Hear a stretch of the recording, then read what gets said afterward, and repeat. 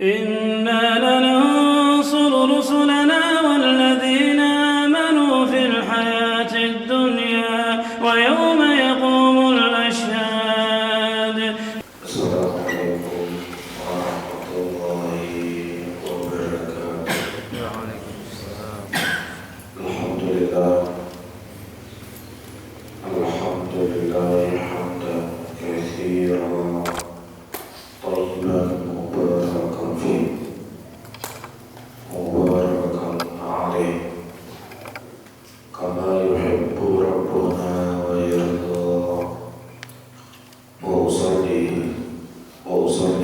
على نبينا الكريم محمد وعلى آله وأصحابه ومن تبعهم بإحسان إلى يوم الدين.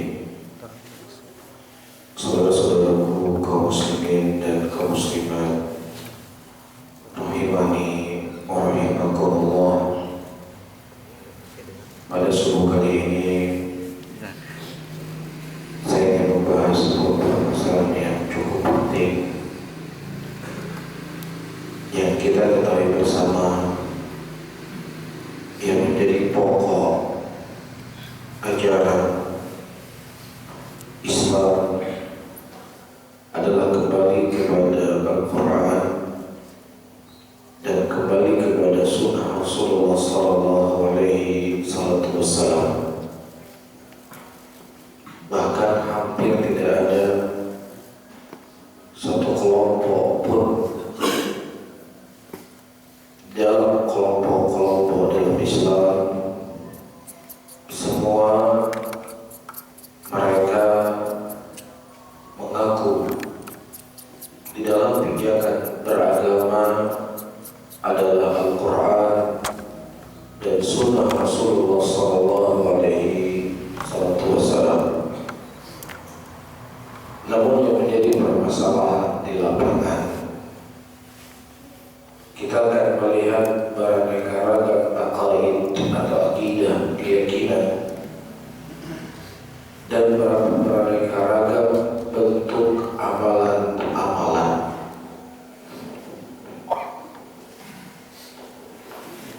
Dalam keadaan semua berpijak dengan satu usul, yaitu Al-Quran dan Sunnah Rasul Sallallahu Alaihi Wasallam. Dan apa yang menjadi pokok permasalahan? Disebutkan dari Ibrahim At-Taimi rahimahullah, suatu hari Umar bin Khattab radhiyallahu taala anhu bertanya, "Kaifa takhtalif hadhihi al-ummah? Nabiyuha wahidun wa kitabuha wahidun wa qiblatuha wahidah."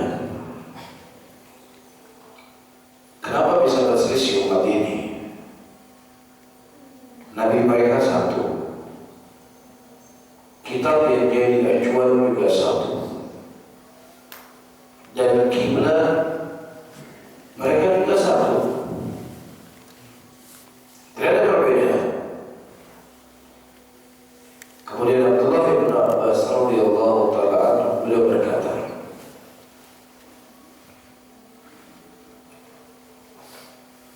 "Unzila alaina al-Quran wa qara'nahu wa 'arafna mimma nuzil. Thumma jaa ba'dana aqwamun yaqra'una al-Qur'ana wa la yadruna mimma nuzil." Al-Quran itu diturunkan oleh Allah Subhanahu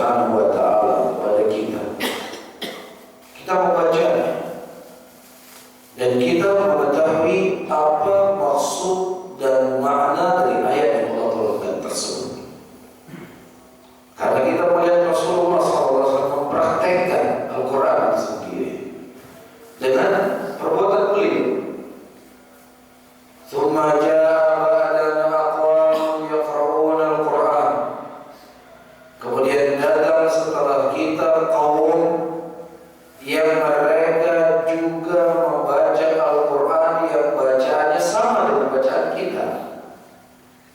Tidak ada berbeda. Tajwidnya sama, idghamnya sama, iqlabnya sama, semuanya sama. Walakin la yadruna mimma nuzil. Akan tetapi mereka tidak mengetahui apa maksud ayat tersebut diturunkan.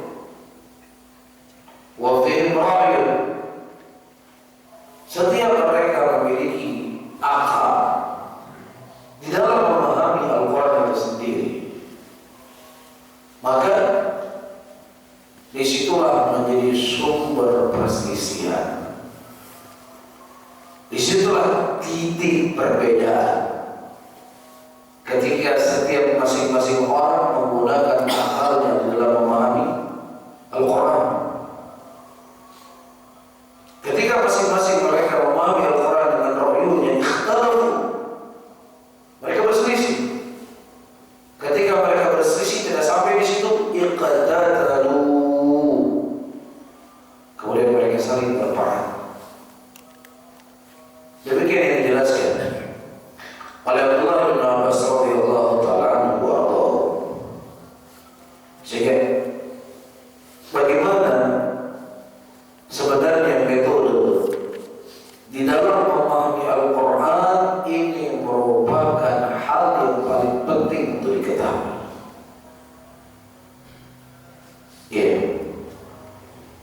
Orang-orang Syiah yang mereka mengkafirkan Aisyah radhiyallahu taala anha, ibunya kita,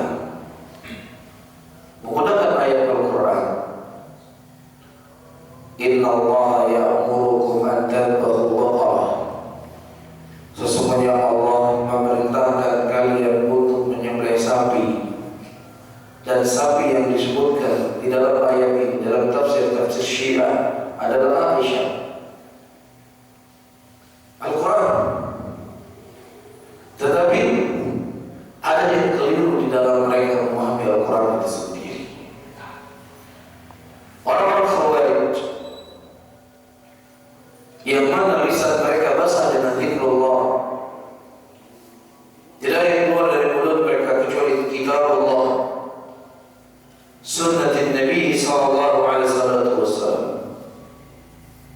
Tetapi hasil yang dihasilkan oleh mereka di dalam menggunakan ayat Al-Quran, mereka mengkafirkan manusia yang terbaik di antara yang terbaik di muka bumi ini setelah Abu Bakar, Umar, Utsman, yaitu Ali bin Abi Thalib radhiyallahu taala anhu,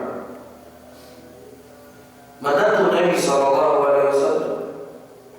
Ketika Abu Bakar, Umar datang melamar Fatimah radhiyallahu taala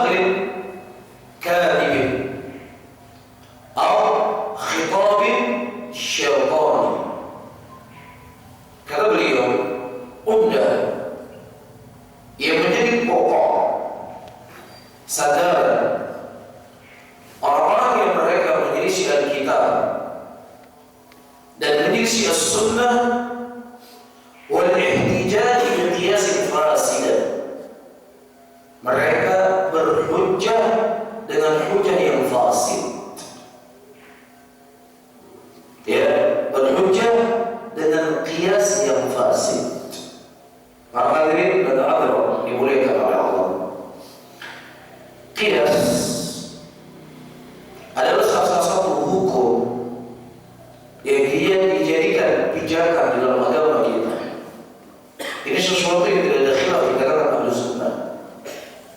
Al-Quran dan Sunnah, ijma dan qiyasnya para ulama dalam sebuah permasalahan. Namun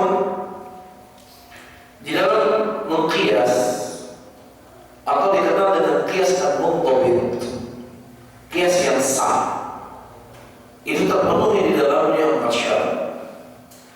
Yang pertama ada usul, yang kedua ada furu', yang ketiga ada illah, yang keempat mengambil hukum yang sama. Saya contohkan. Di antara bentuk qiyas yang muntabit adalah adzan Jumat 2 kali. Ini merupakan qiyas yang muntabit, qiyas yang sah. Ya. Pertama, amalan ini adalah amalan yang dilakukan oleh Utsman bin Affan radhiyallahu ta'ala anhu warḍah. Dan beliau termasuk dari orang yang dikhabarkan oleh Nabi sallallahu alaihi wasallam, "Alaikum bi sunnati wa sunnati al-khulafa'i ar-rasyidin al-mahdiyyin. Tamassaku 'alaiha bin nawajib." Aku wasiatkan kepada kalian seluruhnya untuk berpegang teguh di atas sunnahku dan di atas sunnahnya para khulafa' ar-rasyidin. Utsman bin Affan termasuk dari khulafa' ar-rasyidin yang Nabi Muhammad sallallahu alaihi wasallam. Ini hal yang perlu kita ketahui. Kedua, para ulama menyebutkan kenapa Utsman bin Affan menggunakan adzan di Jumat 2 kali. Beliau menggunakan qiyas yang sahih. Dalam qiyas ada usul, kemudian ada furu'. Apa usul yang diambil di dalam masalah qiyas ini? Ya, yaitu adzan subuh. Berapa kali adzan subuh ya Rasulullah? 2 kali. Nabi berkata, "Inna Bilalan yu'adzinu bil-lail, kulu washrabu hatta yu'adzinu Abdullah ibnu Ummi Maktum." Bilal mengumandangkan azan di malam hari. Makan dan minumlah kalian sampai Abdullah ibnu Ummi Maktum mengumandangkan azan. Ada azan 2 kali. Kemudian diqiyas, disebutlah namanya furu'. Asal dan permasalahan azan subuh 2 kali di salat subuh diqiyas kepada azan Jumat 2 kali. Ada nggak ilah yang sama di situ?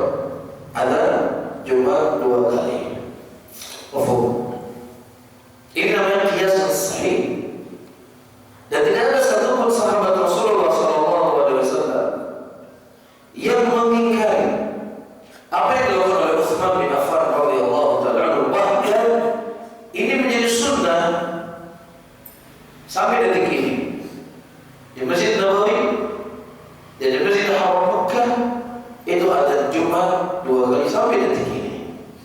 Ini merupakan sunnahnya muslimin yang diambil dari siapa? Utsman bin Affan radhiyallahu ta'ala anhu. Bisa difahami ya? Ini contoh yang saya sampaikan, contoh qiyas yang sahih. Cuma yang menjadi hal yang mungkin perlu diluruskan, sebagian masjid-masjid yang mengamalkan sunnah ini, mereka memandangkan adzan pertama dengan adzan kedua hanya beda waktu 5 menit. Hanya untuk sekedar sholat sunat 2 rakaat di adzan yang kedua setelahnya. Ini apa? Ini menjadi apa yang diinginkan oleh Utsman. Itu tidak ada ilah di situ kalau demikian. Jadi kalau ingin mereka memandangkan adzan, dikumandangkan adzan seperti apa? 1 jam atau 1 jam setengah sebelum salat Jumat. Ada tujuannya di situ. Nah kalau seandainya diadzankan 2 kali 5 menit atau 3 menit sebelum adzan kedua, ya tidak ada faedahnya. Dan itu bukan yang dilakukan oleh Utsman. Paham di sini ya? Baik. Nah, adapun orang-orang yang mereka menyelisih Al-Quran dan Sunnah, mereka menggunakan kias-kias yang fasik. Bahkan kata Syekhul Islam Ibnu Taimiyah rahimahullah, tidaklah terjadi kesyirikan di muka bumi ini kecuali yang menjadi sumber malapetaka adalah kias yang fasik. Kias yang fasik. Allah Subhanahu wa ta'ala menyebutkan di dalam ayatnya, "Walladzina ittakhadhu min duni awliya ma na'buduhum illa liyuqarribuna ila Allahi zulfa." Dan orang-orang yang mereka menjadikan selain Allah sebagai penolong, itu musyrikin. Mereka mengatakan apa? Ma na'buduhum illa liyuqarribuna ila Allahi zulfa. Tidaklah kami menyembah Lata, menyembah Uzza, menyembah Manat kecuali untuk mendekatkan diri kami kepada Allah sedekat-dekatnya. Ini kias yang mereka gunakan. Kita adalah manusia yang kotor. Kita manusia yang banyak berbuat dosa dan maksiat. Ya, sehingga tidak akan mungkin bagi kita berdoa memohon langsung kepada Allah karena kotornya amalan kita. Ada orang-orang saleh ini, mereka orang-orang yang dekat dengan Allah, mereka orang-orang yang suci, mereka adalah wali-walinya, sehingga melalui jalan mereka lah kita berdoa memohon kepada Allah Subhanahu wa ta'ala. Yang toh ketika kita mendatangi seorang gubernur, yang gubernur tidak kenal dengan kita, tidak akan mungkin kita bisa langsung masuk ruang gubernur. Tetapi kita harus melalui protokoler, melalui ajudan, melalui asisten. Nah kalau gubernur yang dia masih manusia saja, ya, kita membutuhkan pendengar untuk sampai kepada gubernur, apalagi kepada Allah Rabbul Alamin, lebih kita butuh pendengar. Kias fasik atau tidak? Kias yang fasik. Kenapa saya katakan kias yang fasik di sini?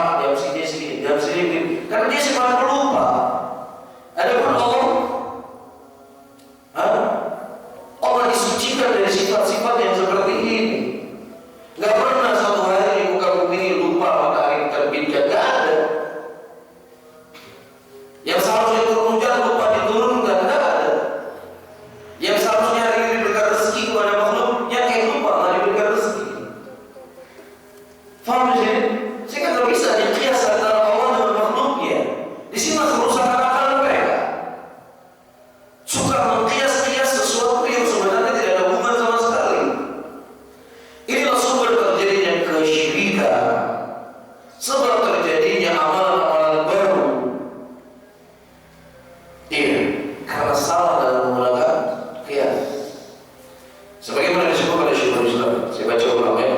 Fa'umdatu man yukhaliful kitab was sunnah wal ihtijaju biqiyasin fasidin.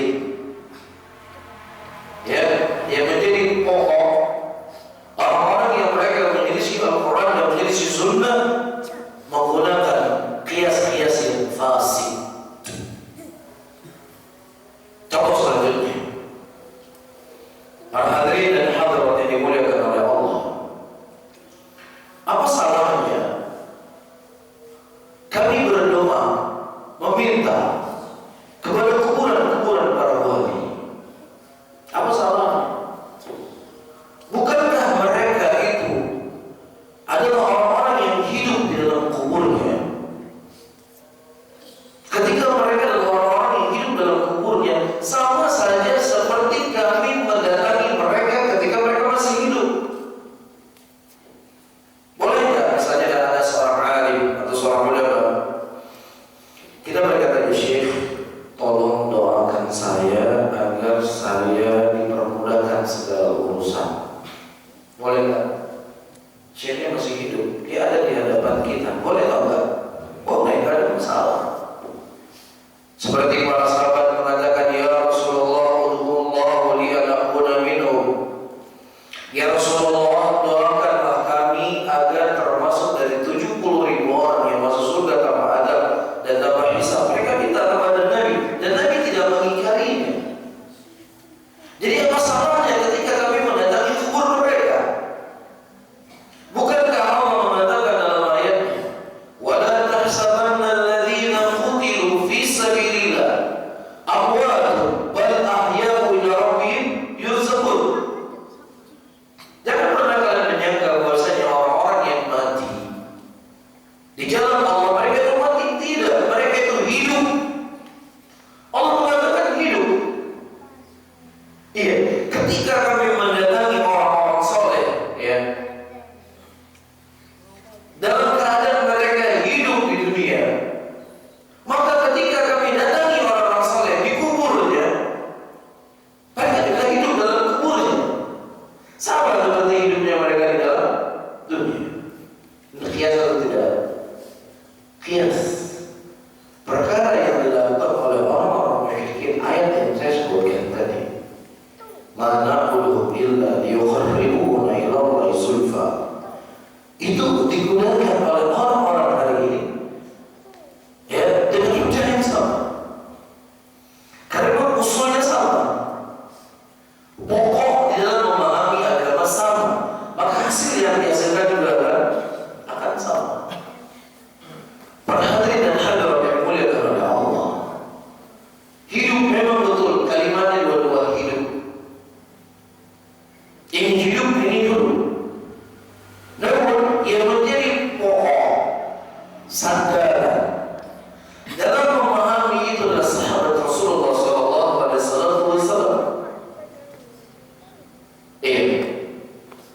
Terjadi musim kemarau yang sangat panjang di zaman Amirul Mukminin Umar bin Khattab radhiyallahu taala anhu wa ardhahu. Sehingga Umar berkhutbah pada waktu itu. Beliau berkata, dulu ketika Nabi SAW masih hidup apa? Hidup alam dunia. Kita mendatangi Rasulullah, meminta agar beliau berdoa kepada Allah agar Allah menurunkan hujan kepada kita. Jadi kata Allah, wa amalan adapun sekarang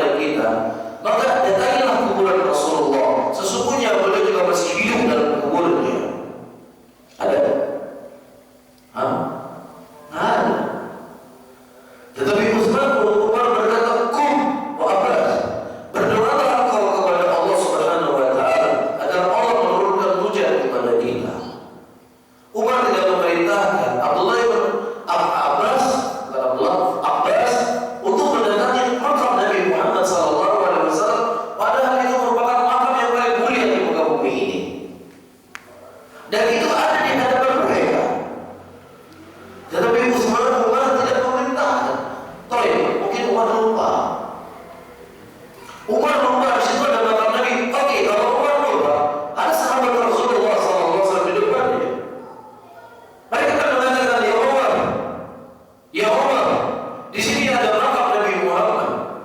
Bukankah alangkah indahnya kita datang menghampiri makam Rasulullah karena beliau hidup dalam kuburnya? Tidak.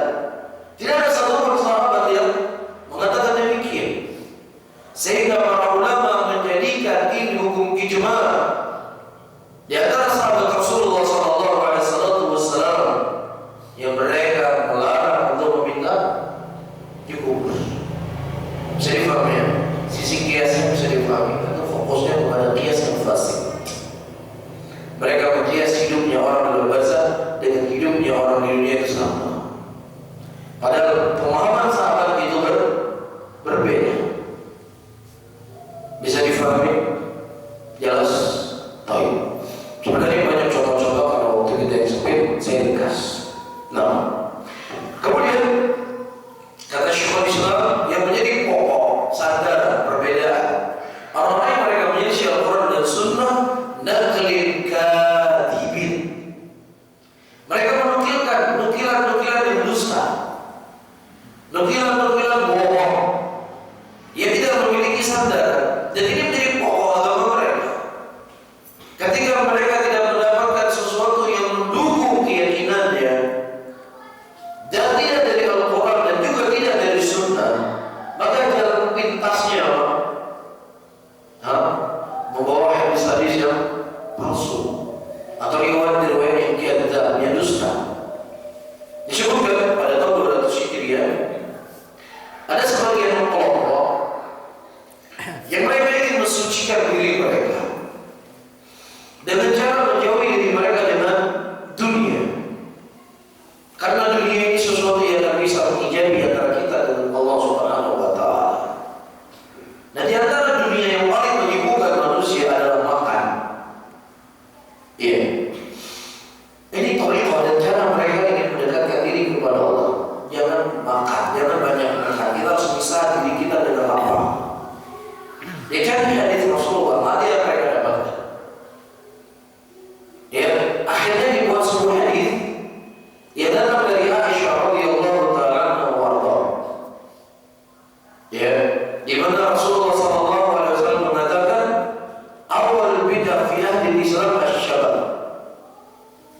Iya.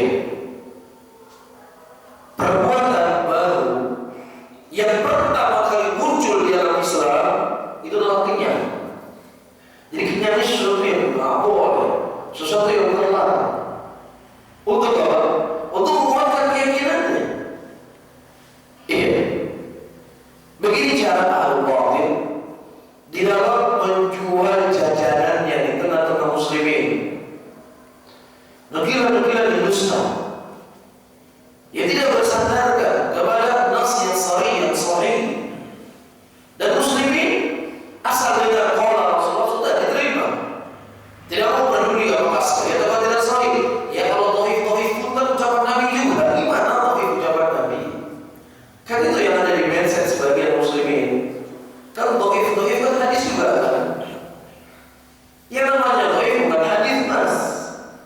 Ketika hadis tersebut tidak sampai kepada Rasul, maka bukan ucapan Rasul.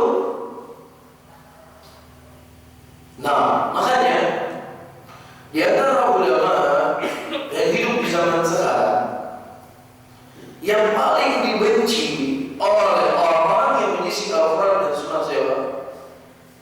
Siapa yang dibenci? Syekh Albani. Kenapa?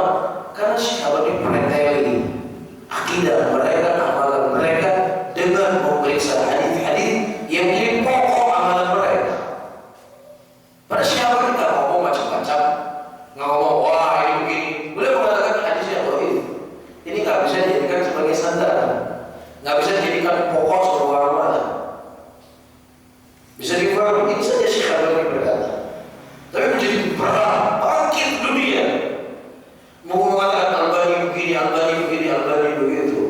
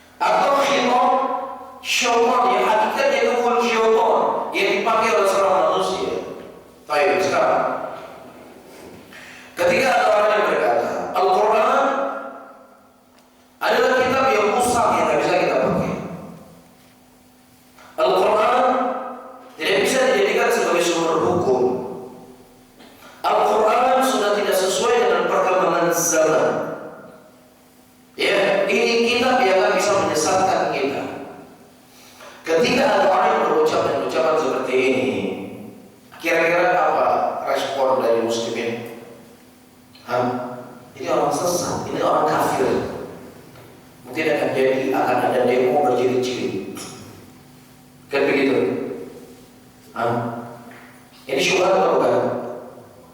Ini bukan syubhat, ini sudah jelas batilnya. Kalau syubhat itu masih tersamar, dia mengatakan Al-Quran nggak bisa dipakai. Syubhat nggak? Bukan syubhat, ini batil sudah. Nggak ada syubhat di sini. Ini kebatilan mengatakan Al-Quran itu apa? Kitab yang usah yang tidak bisa dipakai sebagai sumber hukum. Tetapi ada ucapan-ucapan syaitan yang sebenarnya hasilnya sama. Apa itu? Al-Quran adalah mukjizat, kitab suci, kitab yang paling sakral. Tidaklah Jibril alaihissalam menjadi malaikat yang paling mulia dikarenakan dia menyampaikan wahyu Al-Quran. Tidaklah Rasulullah menjadi nabi yang terbaik kecuali dikarenakan beliau membawa wahyu yaitu Al-Quran. Tidaklah umat Rasulullah menjadi umat yang terbaik dikarenakan Al-Quran turun kepada mereka. Sehingga karena kesucian Al-Quran ini, keagungan Al-Quran ini, kita tidak boleh sembarangan di dalam memahami Al-Quran. Hati-hati pegang Al-Quran, hati-hati mengambil hukum dari Al-Quran, sampai kita menguasai 13 ilmu baru boleh pegang Al-Quran. Kalau nggak coba-coba bisa sesat kamu. Syarat 13 ilmu yang mereka syaratkan itu tidak ada pada Abu Bakar, tidak ada pada Umar, tidak ada pada Utsman. Faham? Jadi syaratnya ini sadar tidak ada. Kalau kamu punya ikan asin di kantong atau saya kasih duit 10 juta. Kalau ada ikan asin di kantong, kapan orang tahu ikan asin di kantong? Cuma syarat yang sengaja dibuat syarat seakan-akan dia dermawan. Paham? Dan begitu juga di sini. Dia mau menggunakan menguji Al-Quran yang tujuannya sama seperti apa? Jangan dekat-dekat dengan Al-Quran. Bahaya ini.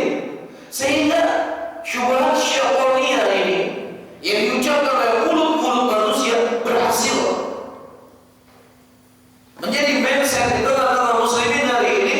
Kalau ada pengajian yang sering menyebutkan Al-Quran, menyebutkan Sunnah, ini pengajian yang perlu dicurigai. Kiai-kiai kami yang jauh lebih tua dibandingkan dia, yang memiliki murid ribuan orang, yang sangat mengagungkan Al-Quran, yang sangat mengagungkan kanjeng Nabi, tetapi tidak pernah keluar dari mulut dia ayat-ayat Al-Quran dalam ceramahnya dikarenakan pengagungan dia kepada Al-Quran. Ajib kan? Ada khitab syaitani. Orang yang membawa Al-Quran menjadi orang yang mengagungkan Al-Quran. Tapi yang menjadi pokok ilmu buat mereka ada wali dari wali Allah 40 tahun butuhnya sekali. Masya Allah. Ini baru ulama ini 40 tahun butuh sekali. Ada orang, ada ahli ulama membaca Al-Quran sekian juz satu nafas. Ini baru pokok agama. Ini baru orang yang hebat. Ini baru orang yang lurus jalannya. Cerita-cerita dongeng, cerita-cerita palsu ketika terjadi tsunami yang belum datang Aceh, tapi Allah menjaga walinya, maka musyawarah dilangkah oleh orang langit. Sambil menangis dari cara ceritanya diaminkan oleh jamaah. Tetapi ketika ada orang membawa qala Allah wa qala Rasul, memeh hadis. Maka itu tak memeh hadis. Yang dipuji itu tak memeh Quran. La haula wala quwwata illa billah. Ayo ikhwan, ini bukan hal yang baru. Ya, ini bukan terjadi di tahun 1441 Hijriah. Al-Imam As-Sabuni rahimahullah di dalam kitab Aqidatus Salaf Ashabil Hadits beliau telah menerangkan perkara ini. Ya, sesuatu yang datang dari akal, dari hati yang busuk cerita-cerita palsu, cerita-cerita dongeng, kata sembunyi itu dijadikan sebagai mudah di dalam agama. Ini perhebat, ini baru dai yang dianggap sebagai dai yang bijaksana. Tetapi orang-orang yang mereka menyampaikan hadis dituduh orang-orang yang musyabbihin, dituduh sebagai orang-orang yang hawashi, yang nggak punya arah hidup, orang nggak punya manfaat. Bisa difahami di sini, ya, dan juga berhasil dengan khitab-khitab syaitani yang mereka gunakan menyesatkan manusia dari jalan Allah Subhanahu wa Ta'ala. Kemudian kata beliau, wa ashna min haula man yuwassilu bi aqli al-fasid al-dhuki syaitani usulan yattakhidha dinan wa syar'an.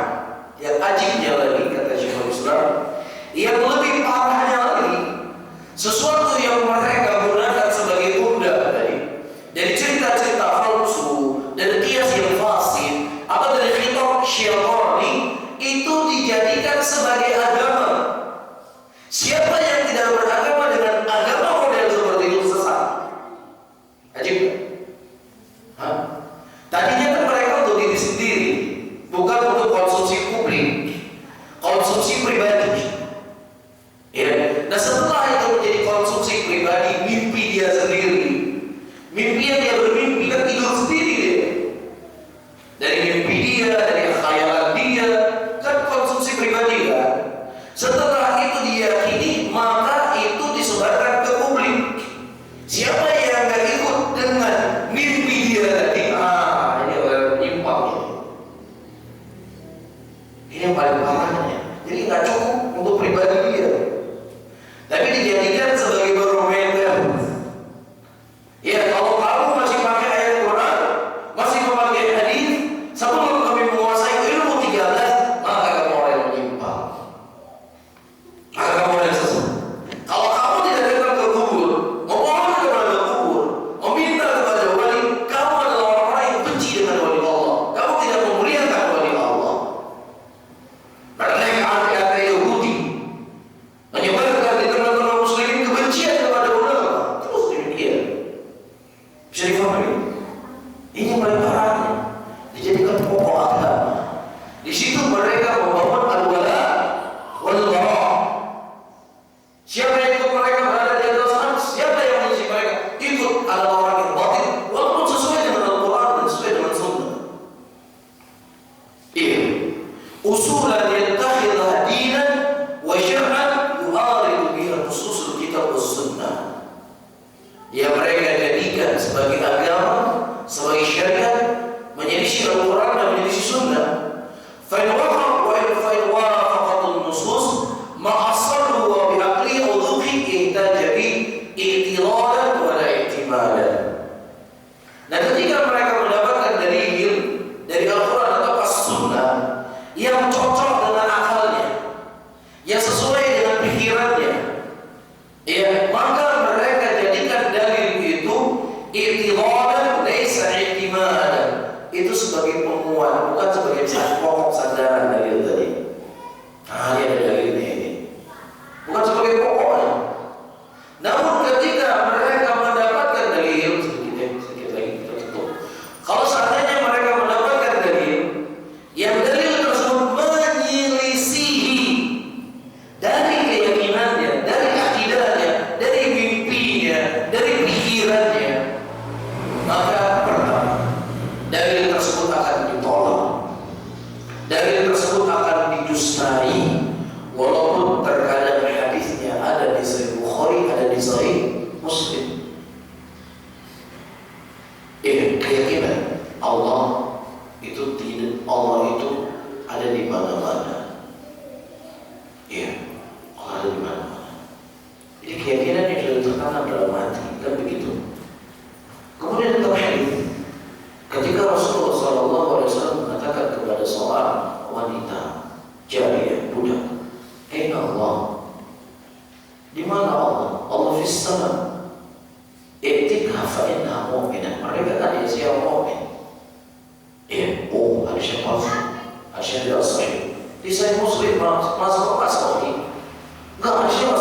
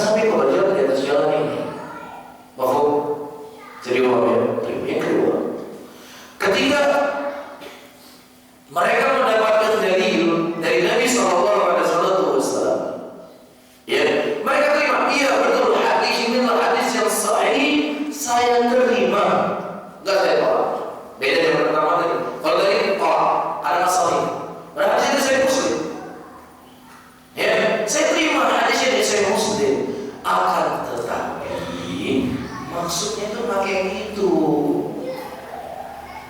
Inna abi wa abaka finnar. Sesungguhnya bapakmu dan bapakmu dalam neraka. Maksudnya bapak di sini adalah paman, bukan apa. Betul hadisnya selain saya nggak tolak hadisnya.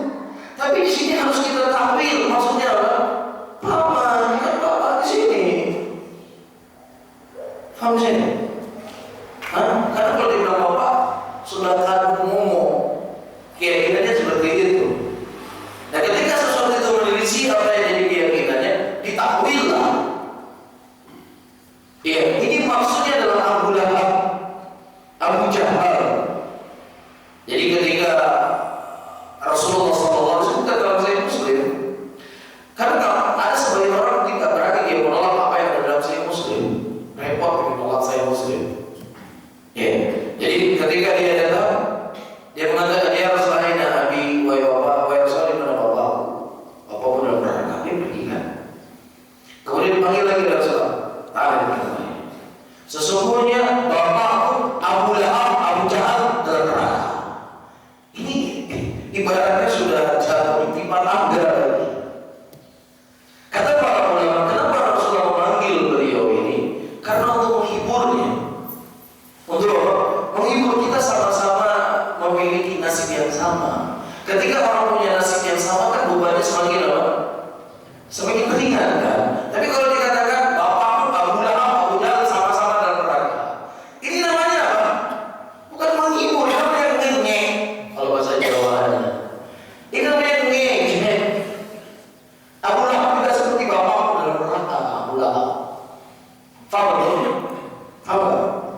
Hah? Ngerti? Hah? Nggak fokus. Ya jangan tertidur, nanti tertidur nggak paham nanti. Bisa difahami ya? Jadi contoh dari sekian banyak contoh.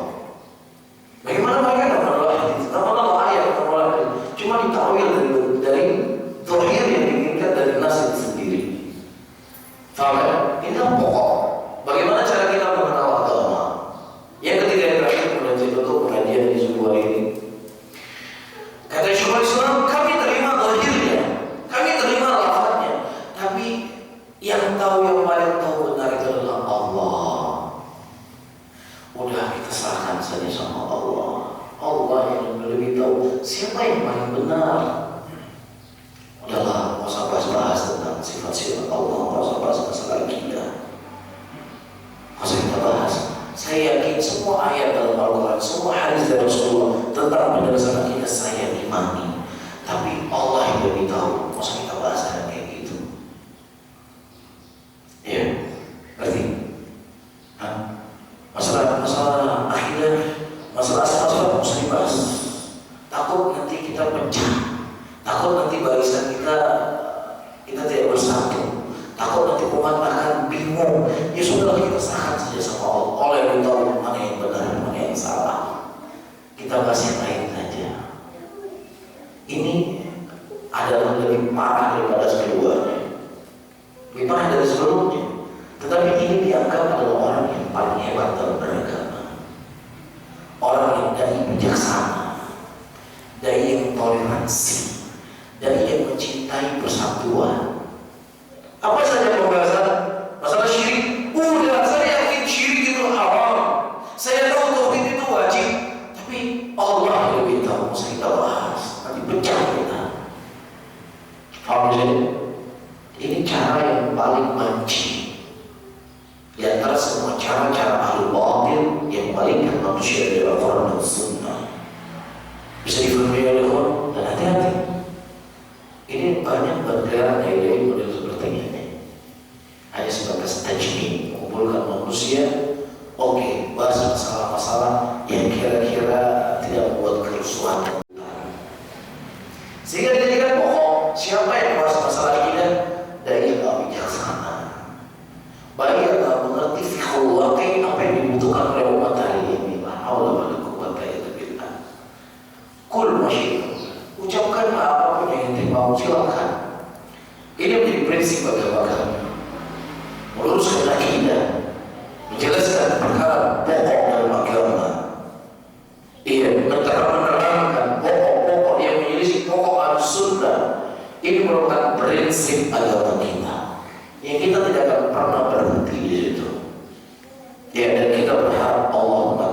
kita di dalam jihad yang agung ini menjelaskan pokok-pokok akidah. Walaupun dianggap sebagai dai yang tidak bijaksana, walaupun dianggap sebagai dai intoleransi, walaupun dianggap dai yang tidak mengerti fikul wakil, terserah.